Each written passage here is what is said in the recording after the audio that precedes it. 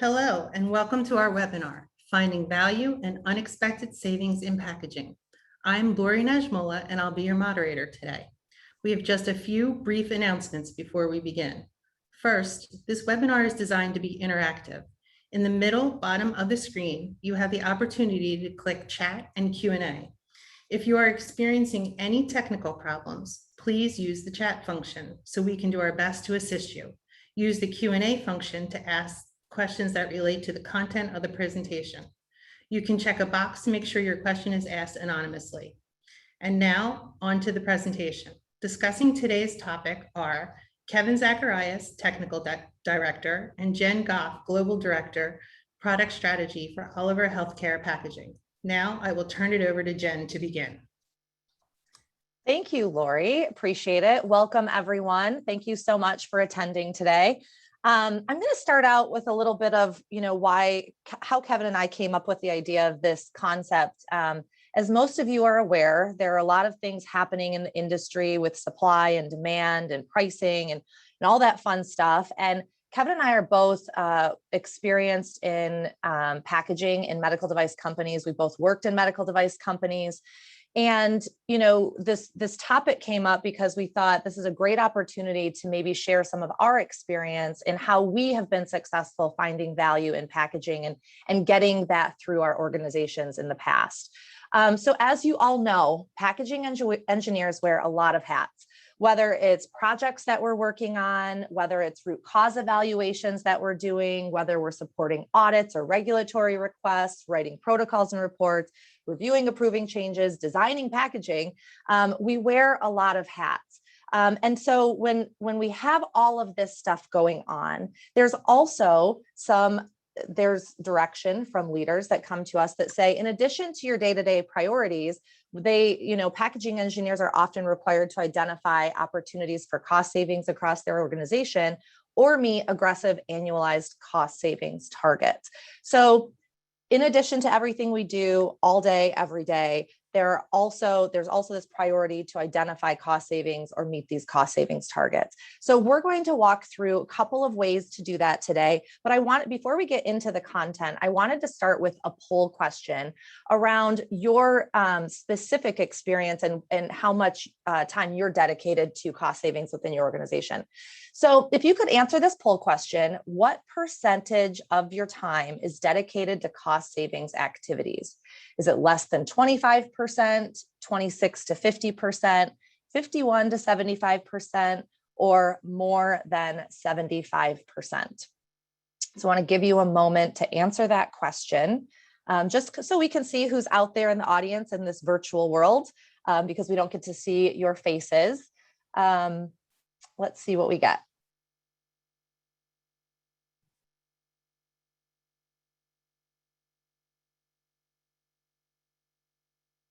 And Lori, if you could show the results, they should come up on the screen, I'm assuming. I am not seeing them. All right, here are the results. So looks like 65% of the audience, less than 25%. 20% is somewhere in between that 26 and 50% range. 12% is 51 to 75, and 3%, two of you out there are more than 75%. So this actually aligns with what I thought I would see, because as you know, and as I just mentioned, we wear a lot of hats. So sometimes it's the added expectation of finding those cost savings. So I'm going to get into the content. We're going to talk about a couple of things. I'm going to start out with the business case. So ensuring you have a proper business case to get into some of these projects. Then Kevin's going to walk us through some common projects of some places to look to find savings within your organization. Then I'll get into some less obvious projects and less obvious areas to identify. And then we'll wrap up with a pretty significant case study of value that was found in, and it was really unexpected value that was found in a big project at a medical device manufacturer. So Kevin, I'm going to start with the business case.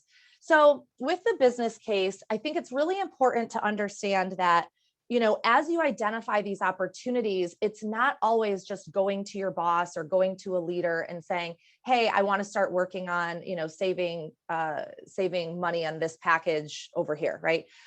They need a bigger picture in order to align, because it's not typically just one person that it's going to take to get that savings across the organization. There are typically multiple resources that you will need. It takes a certain amount of time. So ensuring that you have the proper business case and you've thought through all of these items is really important. So starting with the challenge, what's the problem? What is the goal of the project? And then identifying the solution, or maybe the solution is we need to go identify what that solution will be. Identifying the timeline of how long it will take. So you understand, is this going to take something, or is this going to be something that takes 6 months or a year to annualize, 100,000 in savings, 500,000 in savings? How long is that going to take? What resources are you going to need?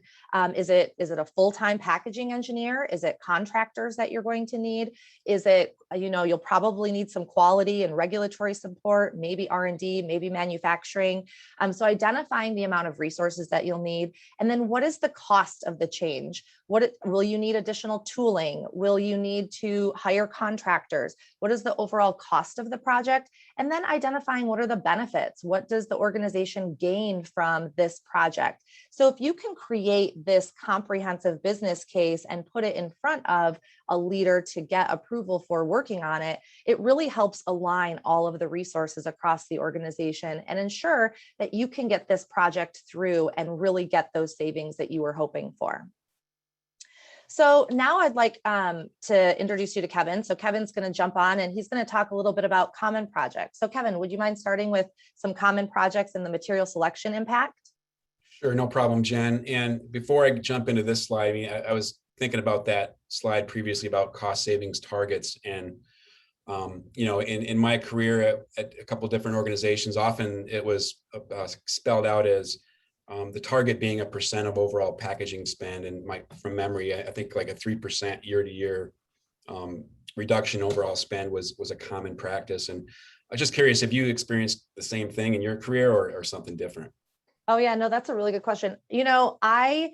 We didn't typically have a percentage. So at the organizations I've worked at, it was typically a dollar amount that was given. And it was really for our entire packaging department. So whether that was, 500,000, 3 million, it ranged. But what you make a really good point is I had never really asked the question of where that dollar amount came from. So it's probably a good practice to understand why you're trying to save some of what dollar amount you're trying to save or where that 3% comes from. But that's a really good point, Kevin. Thanks. Yeah, it was challenging because, year over year, you start picking some of the lower hanging fruit as cost saving opportunities, and it can get more and more challenging year over year or year to year. So it was always a challenge, but you can look in different places, and that's kind of the point here is to walk through some of the common areas you can look to drive cost out. So I'm going to walk through a couple of different scenarios, and really in this slide, it's just setting a foundation for, in my experience, it's really good for the packaging engineers to understand some of the market dynamics with respect to commodity materials that are looked at as more or less feedstock into sterile barrier systems, for example. So in this example, we're just looking at very common materials that are at play in our space for sterile barrier packaging are nylon in the lower left. In this case, we're just looking at a pre-made pouch. So nylon, very common. Polyester on the right is very common. So just understanding, the charts on the upper left and upper right are basically what it's public knowledge with respect to pricing, commodity pricing on nylon and polyester. So very common knowledge that nylon is a high performing material. It's also more expensive, but as a packaging engineer, it's really good to understand the materials that are at play in a lamination, for example, with these pouches. But nylon's tracking between $1.50 per pound up to $2 per pound, and polyesters just for gauges, down to 50 cents per pound up to 80 cents per pound. So significantly less cost. You're going to get better mechanical properties with nylon, but you've got that trade-off with cost. So just the message here is it's just smart to understand what's going on. And, there can be variability with pricing and with the whole global pandemic and polar vortex weather patterns in southern US have dictated quite a bit of variation here, or variability, but those things smooth out over time as well. Thanks, Kevin. What about, so this is really good information, and I think that we can look at maybe some different packaging platforms. So what about some common projects within the pouch platform? Yeah, right, exactly. So in this slide, we're going to walk through some of those basic things. So on the left, I talked about material a little bit in the last slide. The price gauge at the bottom on the left here is just a reminder that, nylon, you're going to go up in price, but, gauge or thickness of the film is also a factor. So in the last slide, I showed two, in my opinion, the most commonly used pouch films that are used, and one being 100 gauge nylon and the other one being 48 gauge polyester, far and away, the two workhorses in our space. But just understand, as a packaging engineer, there's other gauges of those films that you can have in your toolbox to solve problems and perhaps keep cost down or drive costs down. So, the 48 gauge polyester, you could bump up to a 92 gauge polyester, for example, and maybe resolve some issues. On the nylon side, you can go down from 100 gauge to, lower gauges of nylon, 60 gauge, 40 gauge, for example. And, just like we talked about with the commodity pricing, you drive that, amount of nylon in use, you're going to reduce the cost of the overall pouch. So that's one perspective. There's lots of other materials you can look at as well, but I'm going to move forward to the middle column here and talk about some design aspects. So, on the top of that little column is a couple of different diagrams of opening features, the chevron being on the left, and we're all very familiar with that. It's the most commonly used. The one on the right is a corner peel open. You can potentially, and it's not going to work out with every application, but there are some devices that from a geometric standpoint or geometry standpoint might fit better into that corner peel, and you can reduce the footprint or the amount of material in the pouch overall. So you have to be cognizant of user needs and openability and things like that and allow for a peel tab, but that's just one thing I've seen being used in the medical device world to save a little bit of money. In the middle of that column, we've got a picture of an electric lead and a resulting pinhole in a film. So the message here is, don't forget about things going on with a medical device that can help or hurt you. So in this case, a little electric lead seemed pretty benign, but it had a kind of a flanged end to it that was very sharp and problematic and kept causing pinholes post or during transportation testing.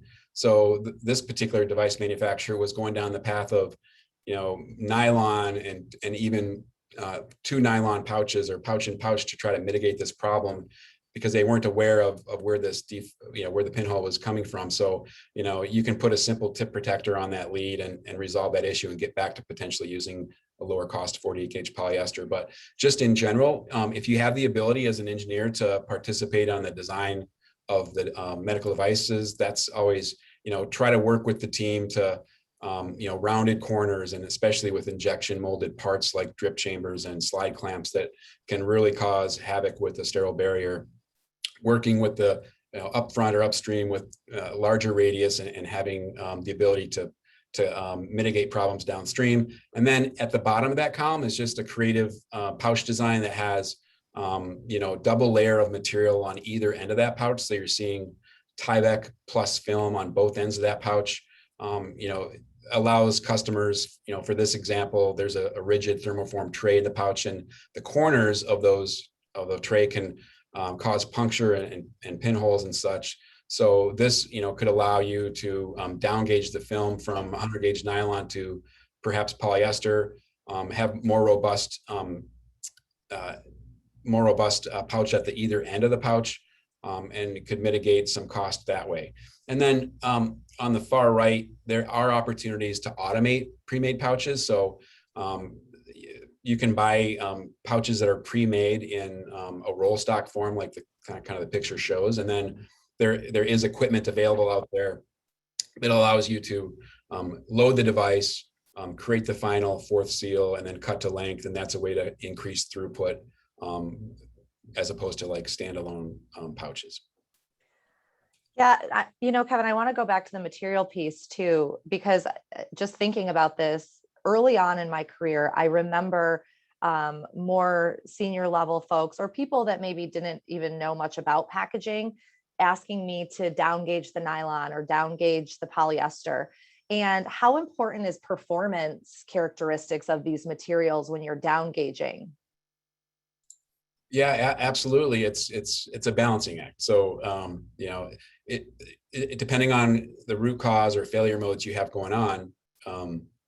For example, if you've got failures that are being caused by flexing of the material, it's possible that you could get better performance by going down in gauge with with a nylon. So you have to look at it from all angles. The message is performance. You understand if you're having failures, understand what the root cause is, so that you can identify the best material combination to resolve that the root cause risk. Yeah, absolutely. And I don't mean to plug another webinar. This wasn't in script or anything, but there is another webinar out there that does talk about how to identify those root causes and the failure modes that I think has been really helpful to me as a packaging engineer. And I know to others as well, but we can provide some resources for that later. So we've talked about pouch. What about in the more in the thermoform fill seal area? What are some areas for projects? Yeah, and I've had the pleasure of working on a lot of projects like this, and I've had a lot of fun with it. So for those of you that maybe aren't super familiar with thermoform fill seal or TFFS, the picture on the left is a very common kind of generic horizontal form fill seal machine. So this is more of an automated way. You're taking roll stock and you're forming your own package and loading the device and creating the seal. So there's just a lot of different ways to approach cost savings with form fill seal. A couple of them are bullet pointed on the left here. So, as opposed to buying pre-printed lidding or roll stock for lidding, you can install a printer online, and that of course will yield fewer SKUs and less inventory and cost savings that way. You have to manage the printing process, which can be a challenge as well, but so there's a trade-off there, but there's an excellent opportunity for savings there. The tooling array. So if you're not familiar with form fill seal, you're typically going to have pockets or blisters that are formed in an array of, depending on the size, across and up and down machine. So you can do things with that tooling array to try to create more pockets per machine cycle, which is going to increase throughput. And then focusing on scrap during changeovers. Focusing with your operations folks to really drive out scrap is another approach. And then in the middle, probably the more commonly approached areas with respect to material, all kinds of opportunity there, because you have two things at play. You've got a top web, and then you've got a bottom web that's formed. So you can approach both ways. So on the top, you can work with DuPont Tyvek, and there's multiple grades to work with there. You can work if you don't need breathability with film top webs. And then the bottom web is also a place that probably I've focused the most on in my career, and that's looking at different materials. And they've got a little price gauge down here. There's polyethylenes, there's EVA surlins, there are nylons, and a host of other types of materials. And it's a balancing act of understanding the requirements for performance, and different materials have different capabilities with respect to forming, deeper pockets. I put on this gauge nylon on the far right as far as cost, but I guess that's a little misleading now that I look at it, because pretty commonly you can get into nylon and down gauge the thickness to drive cost out, because it's such a higher performing material compared to some other types of materials that are out there. So it's this whole balancing act of understanding the materials that are available, the performance requirements you need for your medical device, and how they run on your machine. And then on the far right, a lot of things to learn and be wary of, and watch outs in the design world. So this little diagram I've got shown up here is, on the left is a challenging type of blister pocket, and on the right is a more ideal. And the message here that I've learned over and over again is that, you think about that forming web and you're heating it up and you're forming it or drawing it down into these aluminum tools. And the diagram on the right is showing if you create a positive draft angle and large radius in the corner, think about that material as it's drawn down into the pocket, thinning out. less if you've got, or it's easier to flow into the corners and sidewalls so that you're maintaining a thicker wall thickness or thicker material thickness after forming. And of course, that's going to, make for a more robust package that's going to survive transportation better. The diagram on the left is more challenging. It's got really small radius. The draft angle is not great. It's a deep draw. So what's going to happen there is that by the time you draw the material into the corners, you have the risk of having really thin materials. And of course, the risk of pinholing, transportation testing, et cetera. And then moving down the list here, it can be really tempting, in my experience, to mess around with the peel tab. And so you can make the peel tab that's associated with your package smaller. You can make it, instead of 1 inch, maybe 3/8 of an inch or whatever. And that can be tempting. And it's possible to do that, but you just have to be careful. Think about the clinicians at the end use and usability. And a lot of us have been to nursing panels where the nurses are complaining about the difficulty in opening. So it's a watch out. You have to balance that. And then with seal width, you can look at narrowing your seal width and then increasing the throughput by adding maybe another row of tooling. And so you can drop your seal width from 3/8 down to 1/4 inch or whatever, and add another row of tooling, and then you've got more throughput. But that's a watch out because you've got a less robust seal. Perhaps you've got less real estate to work with. So if there's some seal creep going on at some point in the process, there's a little more risk there. It's possible. I've seen it done. I've done it, but you just have to be leery of that and make sure you got your bases covered. Yeah, I think you bring up a really good point with regard to design in any cost savings project, is that end user experience and VOC, voice of the customer. Because I think that, as we make these changes, we don't want to move a problem down the road, right? So I think, and you think about these changes, they're not just the packaging engineers making the change. You really have to understand that end user and how these packages are being used, so that as you make these changes, the end user is still satisfied and having a positive experience. That's a great point. Yeah, thanks for interjecting. It's a great way to look at it. Completely. So next, maybe you could talk to us a little bit about factors to consider for cost comparisons of all of the different packaging systems. Yeah, sure. So I'm not going to go through every part of this table, but I think the most bang for the buck is if you can figure out a way to move your pre-made pouch applications to a form fill seal machine, and that's where you're going to get the largest reduction or potential for cost savings. Because when you go from a pre-made pouch to a form fill seal, the price per package is going to be dramatically lower. But the cost of that form fill seal machine, the capital expenditure, is going to be much, much higher versus like a pouch sealer, for example. So just generically, a form fill seal machine, they're going to run $400,000 plus or minus. You add on, some bells and whistles, and it can go close to $1 million. So you have to be able to justify that. You have to have the volume of medical devices to get there. So, the way to get there, in my experience, is if you can group product families together, and even if you work for an organization that has multiple sites, if you can group products that are pouched or put in pouches at multiple sites, group them together, move them to one site, buy a form fill seal machine, that's another way to approach it. So I've seen that done a few times in my career. And then moving down the table here, there's other platforms that are very common, rigid thermoform trays and lids. They're always going to have a place. Some devices they're going to need that type of protection that a rigid tray affords. Higher price package overall, but sometimes you have to use that. And then there's the kind of the middle ground, incorporating a pre-made card or custom card that is designed to hold the device in play and put that in a pouch. That's obviously kind of a middle ground for cost. It's going to be more expensive than a pouch by itself, but it's just another design platform that you can use. Yeah, thanks, Kevin. And you bring up that project around taking pouches from different sites and that's a hefty project, right? So that's probably something where you'll need a lot of different resources and a lot of buy-in across the organization. Yeah, absolutely. Yeah, you have to pull people together, especially operations, and but the savings year over year are going to be tremendous. So it can be very much worth it. Yeah, makes sense.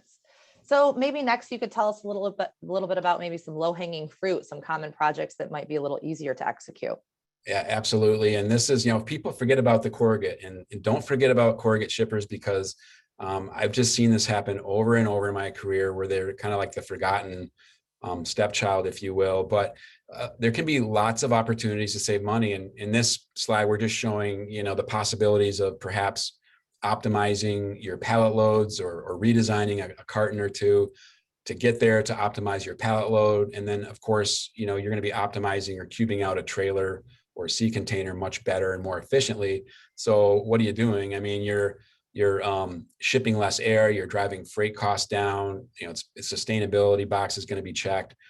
So just be leery of, sometimes organizations may have 5 shipping cartons that are at their disposal. And then, it becomes, one size fits all approach, or if you will, or 5 sizes. So you're kind of forced to put a device in a box that maybe doesn't really make a lot of sense. And then on the flip side, I've also worked at organizations where you look at the corrugated shipper part list, and there's literally, it could be 100 shippers, and you start looking at the sizes, and you could have 5 shippers that are within like a 1/4 inch, overall height between the 5 of them. And so it's like, why do you have all, you can consolidate and drive cost out that way by eliminating, parts with corrugate. Yeah, absolutely. And that's, we'll talk about an example of that in the case study as well. Yep, perfect. So I'm going to hand it over to Jen, to walk us through some less obvious types of projects. Thanks, Kevin. So I think that one of my mottos, I won't say it's my motto, but something I try to always think about is striking while the iron is hot, right? So I'm going to walk through some less obvious projects of some significant things and trends that are happening in our industry where you may be able to drive packaging cost savings out because of those situations. So the first one is sterilization efficiencies, specifically around ethylene oxide. So the FDA and the EPA are working through this new guidance. Apparently it's going to be coming out in 2021. I know that it was delayed from 2020. But what that is causing is what that has caused is a lot of medical device manufacturers to look at their sterilization, their opportunities within EO sterilization for minimizing the exposure of EO out into the atmosphere. So a lot of different MDMs are looking at how are they minimizing the number of cycles that they run, how are they minimizing the length of cycles. And with this opportunity within your organizations comes opportunity for packaging efficiencies as well. So while there may not be a tight connection always between packaging and sterilization, I think that this is a great opportunity to ask about what's going on within your organization for EO efficiencies. And is there some opportunity to reconfigure pallets or to maybe take out different types of dividers that maybe were initially put in to reduce risk during launch? But there's a lot of different areas that you may look at when the organizations are looking at reducing EO impact on the atmosphere.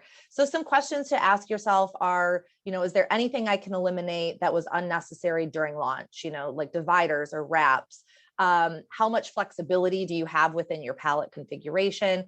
And also making sure you understand what that worst case package product density is to ensure that you're not going over the max. Otherwise that may cause, it may cause a revalidation, but at the same time, that may be happening anyway. So again, if you have some opportunities to piggyback on some of the projects that are happening within your organization, this is a great time.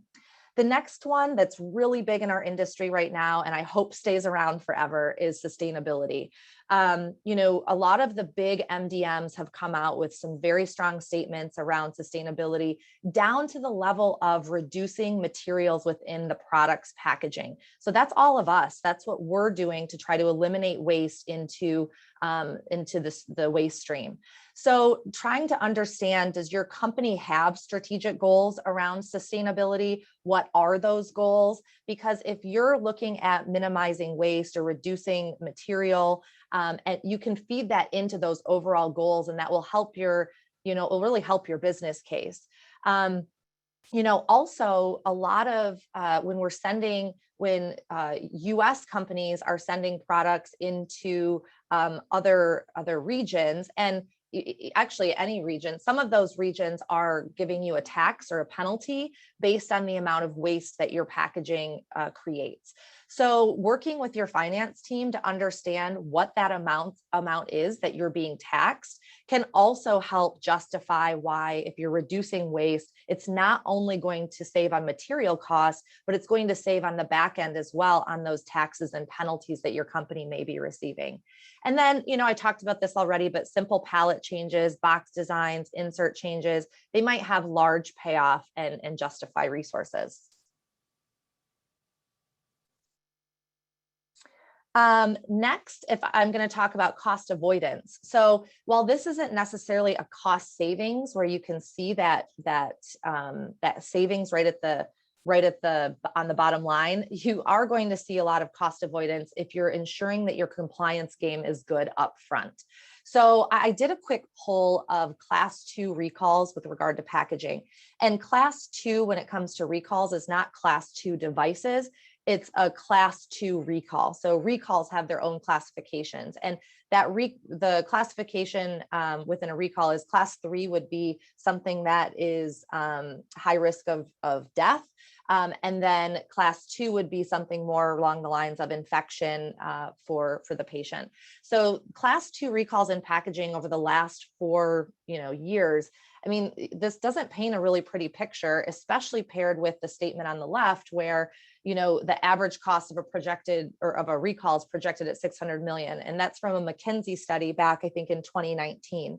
Now, I think 600 million is really high, right? Especially it just depends on the organization and the scope of the recall. But if you look at all of the bullets below, you'll notice that there are a lot of things that go into a recall, that are a lot of costs that go into a recall, like loss of revenue, right? So not just the revenue that is lost because the product is being recalled today, but all of that future revenue that is being lost until the product can get back on the market.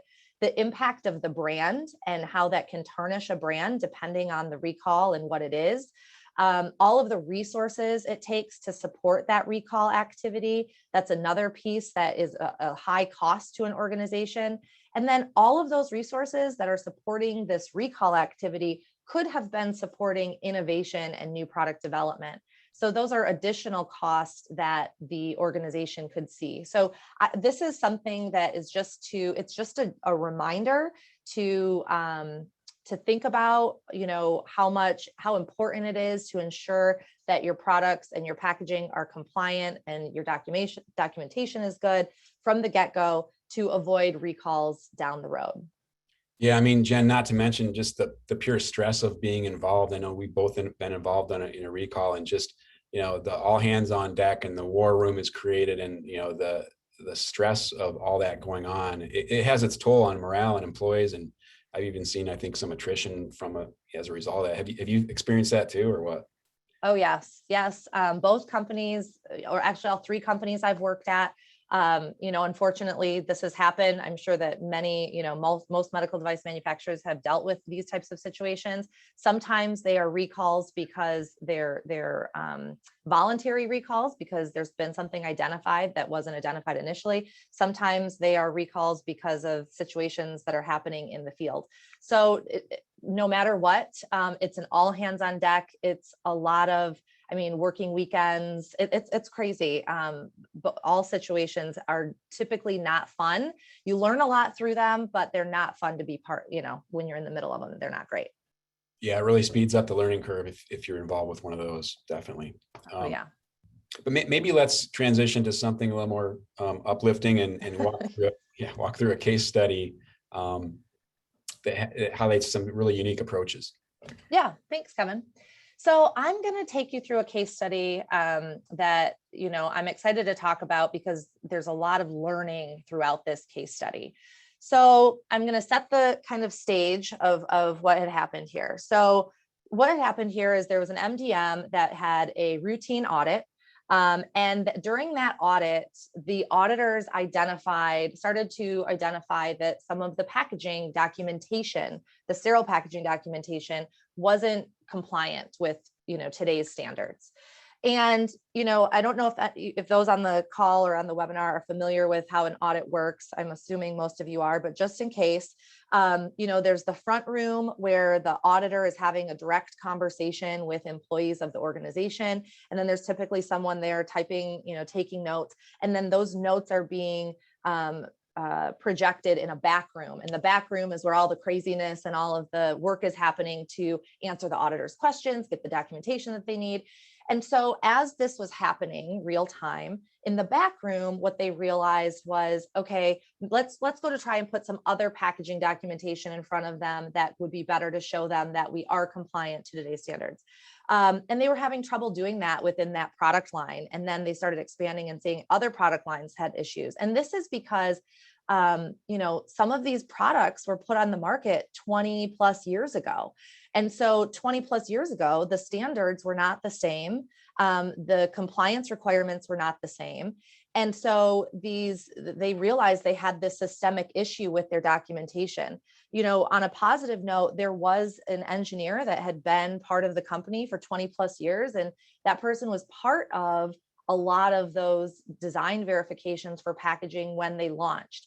And so they felt really good about the safety of their packaging. They didn't believe there was any issue with their packaging from a safety perspective, but from a documentation standpoint, they weren't able to show what they needed to show.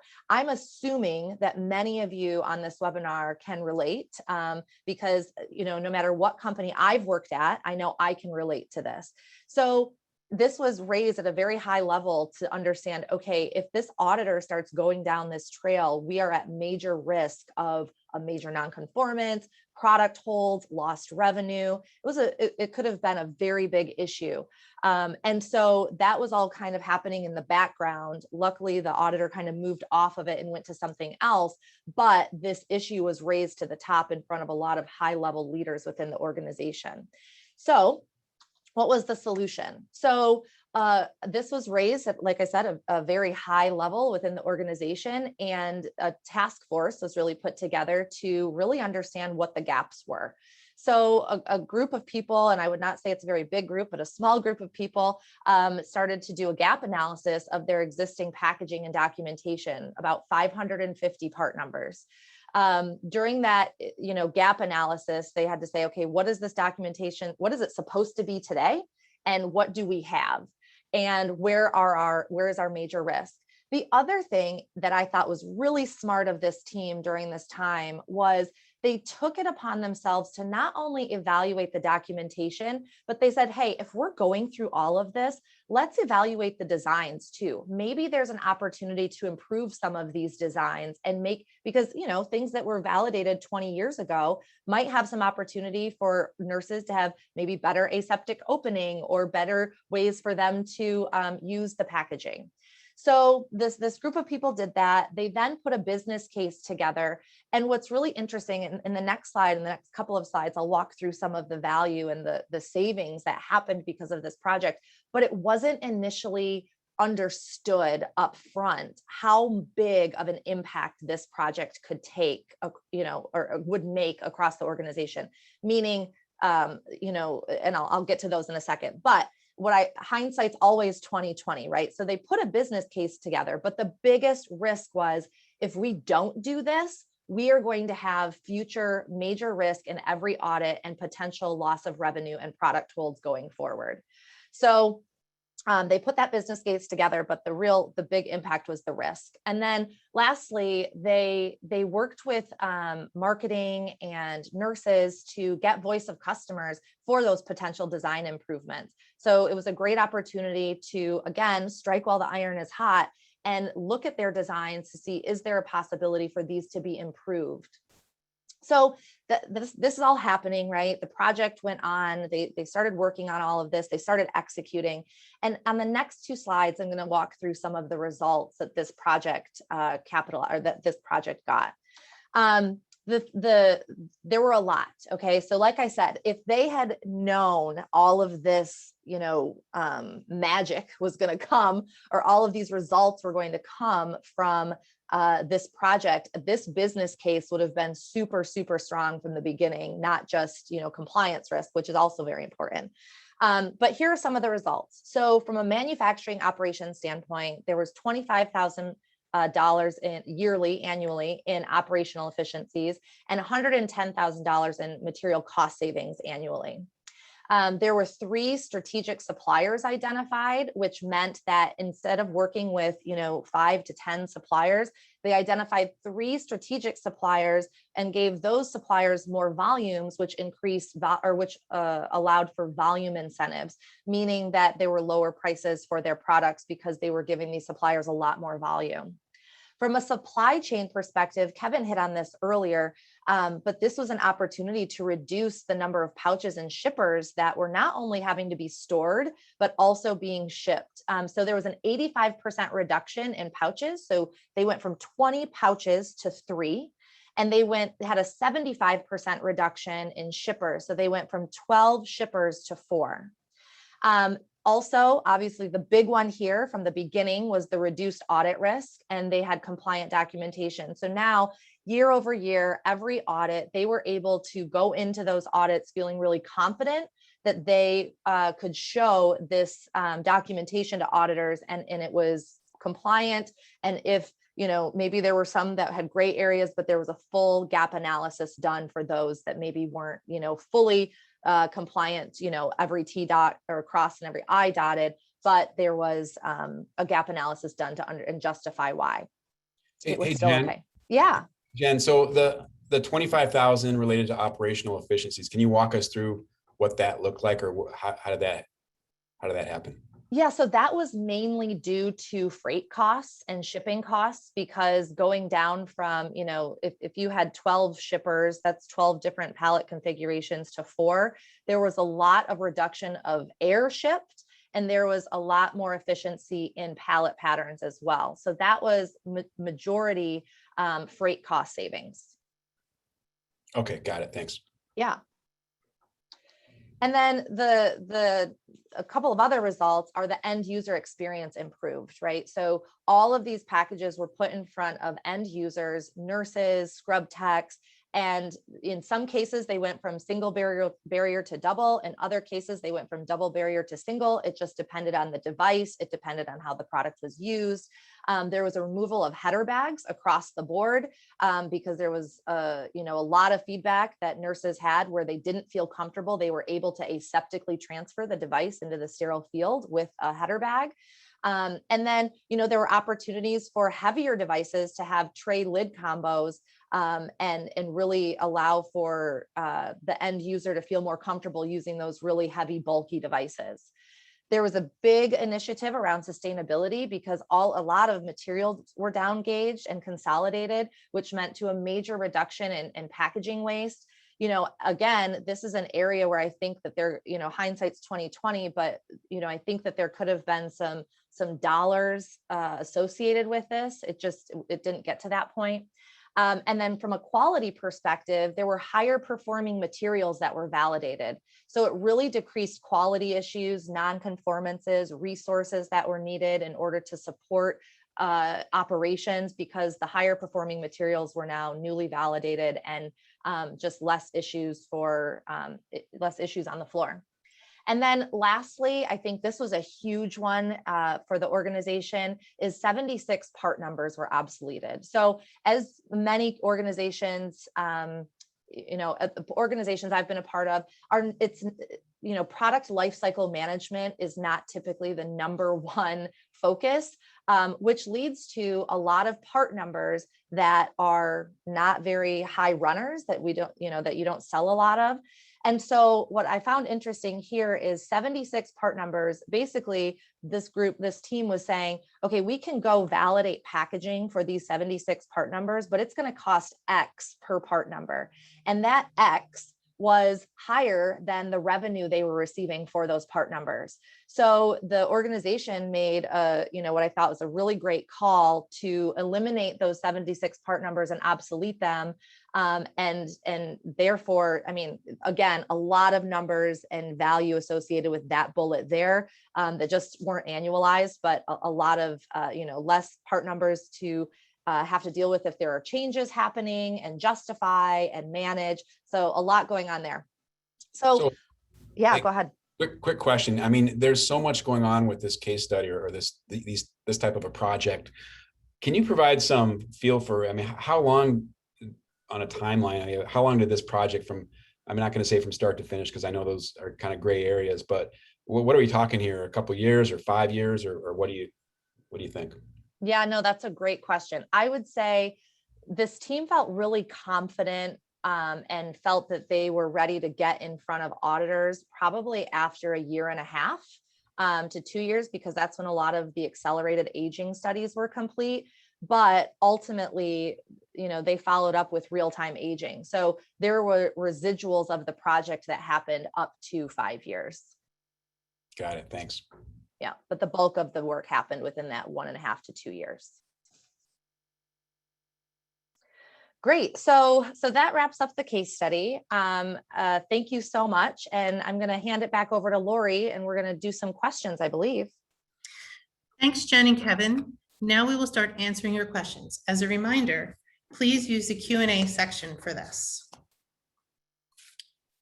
The first question: what are the easiest types of cost savings projects to execute? You want to take that one, Kevin?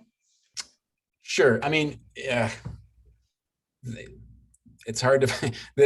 No project's typically easy, but I mean, if you're working with not working with the sterile barrier system, those projects tend to require less, supporting documentation. So like the corrugate shippers that we talked about, I think those are the types of, we kept referring to it as a low hanging fruit, but those are the ones that can be pretty quick and painless. Secondary packaging, like, cartons, solid, SBS cartons, those, that's another area we didn't really touch on, but those can be lower risk type projects as well. So more or less, I mean, like everything's difficult in our world because of the regulatory aspects, but those types of, when you get away from the non-sterile barrier, those are the types of projects that are quote unquote typically easier. Would you agree, Jen? Or? Yeah, no, absolutely. Anything that doesn't require, which is very few and far between, but anything that doesn't require revalidation, right? Because anytime you have to have revalidation, it's typically a team of people and a lot of work. And whether you have a lab inside or out, it could be could be costly as well. Right. For the case study, how big was the team working on this project? What's the composition of this team? So the team was mainly packaging engineers, but they had quality, some change management, or not change management, but sustaining engineering as well. But this specific project hired contractors, I believe 2 contractors at the time. And so it was a significant cost to the organization, which I thought was, I really thought was really interesting. But it was probably, I mean, in and out, there were probably 5 people in and out of the project the whole time, not full-time, but there were 2 full-time dedicated contractors to the project, plus a project manager. So it was a significant resource lift. Okay. Is there a rule of thumb savings total to justify working on a project? I can start with that, Jen, and maybe you can chime in as well. But yeah, I mean, that's also tricky. If there are ancillary benefits from the project, like the case study, then, the number is going to be different. But, I hear at the end of the day, if you're going to have to revalidate, requalify everything, I hear different ideas around what the return on investment should be. and what the overall cost of revalidation is. I mean, I think recently I've heard people throw out numbers like, to revalidate something fully is going to cost, $150,000, and an organization is going to want, a 12-month return on investment. So sometimes it's like based on the cost of validation. Like if we can save, more than the cost of the validation, or get that payback within a 12-month time frame, then that's kind of the magic number. I don't know. Does that resonate with you, Jen? Yeah, that aligns exactly with what I would say. Yeah. Okay. What about changing the sterilization mode and subsequent changes to packaging as an approach to cost savings? Sure, I'll start with that one. That's a big one, but I've seen it happen. That it requires a big heavy lift throughout the organization, but I have seen, looking at the devices, and if the materials in play are compatible with, for example, let's say irradiation and versus ethylene oxide gas, then there are savings to be had with potentially with the sterilization cost itself, but probably even larger is the ability to change the packaging materials that you're using as a result of that. For example, gamma, you don't radiation, you don't need necessarily like a porous package or a breathable package. So, you could go to an all film package and save, piece price there. So it's pretty rare, I think. But I've seen it happen. If there's other things going on, that will lead to a positive outcome, then I've seen momentum gain in that process, and those types of projects do happen, but I think they're less rare. Yeah, and I would just add on to that. I think that obviously when you're changing the sterilization modality, the device is king there, right? So depending on the device, the materials in the device, the design of the device, it's really important to understand that and work with your R&D engineers to identify if that's even an option. But I mean, there can be some major cost savings there. It's just ensuring that the device would be compatible. I think that in today's climate, majority of these devices are being evaluated for different sterilization modalities, especially because, what we hit on earlier with the guidance coming out for ethylene oxide. And so I think in today's environment, I think that's being well thought out. But if you look at legacy devices and historical devices, I think there's absolutely opportunity to work with your R&D teams to identify potential opportunities for cost savings through sterilization. Upper management can see packaging as a necessary evil. What are some ways to convince leadership to fund a project? I can take that one, Kevin. So I think that it's what you're saying resonates with me completely. In fact, I have in my past been called a necessary evil. So it sounds like a necessary evil, but I think that case study that, we showed at the end here is an area. I mean, you take even 3 out of the 8 bullets there that talk about, the different types of results you can get through packaging, and you show your leadership that. And I think it's all about educating them to help them understand the potential value in packaging. I mean, I'm not going to get on a soapbox because I totally will. As those of you who know me, I know there are some people who know me on the call, that I'm very passionate about this field and passionate about packaging. And I think that, helping leaders understand, educating them on where the value is in packaging, whether it be competitive advantage at the end use, all the way down to the opportunity for cost savings, feeding into sustainability goals, identifying areas to help remove EO, per the new FDA guidelines, being on the forefront of what's going on in the industry and helping your leadership understand that and how packaging plays into it, and then connecting it to the overall goals of your organization is really where packaging engineers are going to win all day. And that's where they're going to win with leadership as well, because one thing I didn't say about that case study was the leadership was really not happy about having to invest 1.5 to 2 years of resources. It was a very expensive project to execute, but They knew they had to do it because they didn't deal with it for the previous 20 years. And the other piece that they realized is, oh, wow, when we did this, look at all of this opportunity we uncovered that we didn't even know existed. So again, I think take that case study, look at it and compare it to areas in your organization and the goals of your organization. And I think that's a way to really help paint a picture of where packaging adds value to the overall organization. Do you agree, Kevin? Oh, sorry. Kevin, is there any more to add there maybe?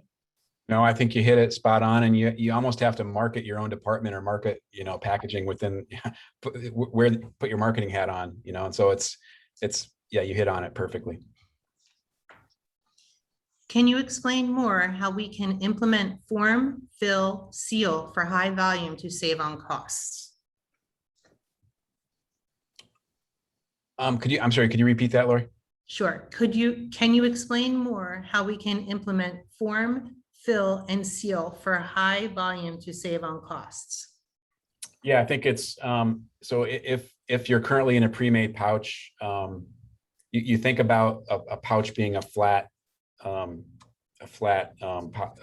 package. So the amount of material that's going to be used is going to be greater than a form, fill, seal, which is you've got a formed pocket. So it starts with all areas, but you can usually, by going to putting your device in a formed pocket that's made on a form, fill, seal machine, and then the lid that goes on it, the footprint of material being used is going to be smaller versus a pre-made pouch. So that's one aspect. The amount of throughput you get. So think about the efficiencies of sealing one pouch at a time, loading a device one at a time, and then sealing in a bar sealer versus a form, fill, seal machine that's going to run and cycle perhaps 12 cycles per minute, and then each cycle might have 10 packages in it, obviously depending on the size of your forms and size of your device and so forth. But you're going to be much more efficiently producing packaged product. So that's another aspect where there's great savings. And then some of the materials you're going to be able to use are going to be, frankly, just lower cost because you're going to be purchasing them in roll stock form instead of pre-made pouch form. So inherently the cost is going to be lower there. So it's all those areas. And then it's about having the volume to justify the capital and getting the return on investment. Whatever fits your organization's model there is all part of the picture. So to add, so I kind of, as you were just talking, Kevin, I kind of created 4 bullets in my head and let me know if this is correct. So it's really labor. So you can have a reduction in labor costs.